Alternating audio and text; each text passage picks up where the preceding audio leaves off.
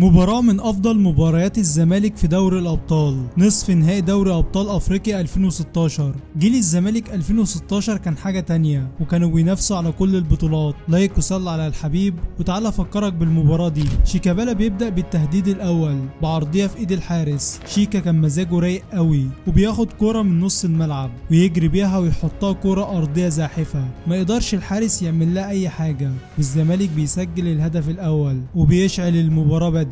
الوداد بتعمل ردة فعل بس بدون اي خطورة على الزمالك، بس التانية كانت قريبة ويوسف رابح كان قريب من تسجيل الهدف الاول. وهنا الزمالك ما يرحمش الوداد، والحريف ايمن حفني يحط تاني كرة ارضية زاحفة في مرمى الوداد. خط هجوم الزمالك وقتها كان مليان باللعيبة الحريفة زي شيكابالا وايمن حفني ومصطفى فتحي، وكانت ليلة كبيرة قوي.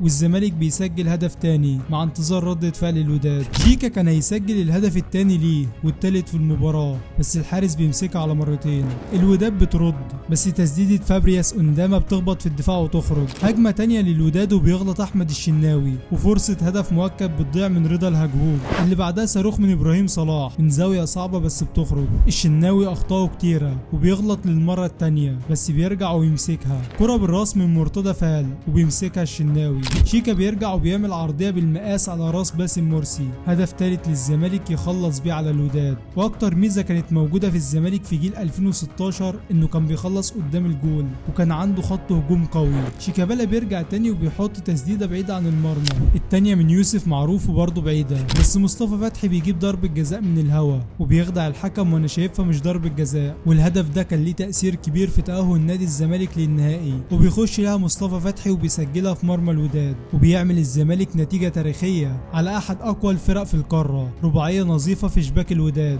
اخطاء احمد الشناوي في المباراة كانت غريبة بصراحة، وكرة بتعدي بسلام. مصطفى فتحي بيضيع فرصة الهدف الخامس على الزمالك. ضربة راس على امل احراز اولى الاهداف للوداد بس سهلة. الوداد يستاهل هدف دلوقتي، بس الشناوي يتألق في الكرة دي. المشاغب مصطفى فتحي نزل ولع المباراة، وبتخلص بعدها المباراة بفوز نادي الزمالك 4-0 على نادي الوداد، من افضل مباريات نادي الزمالك في دوري ابطال افريقيا 2016. لو عاوز مباريات تانية للزمالك يبقى لازم تعمل لايك للفيديو.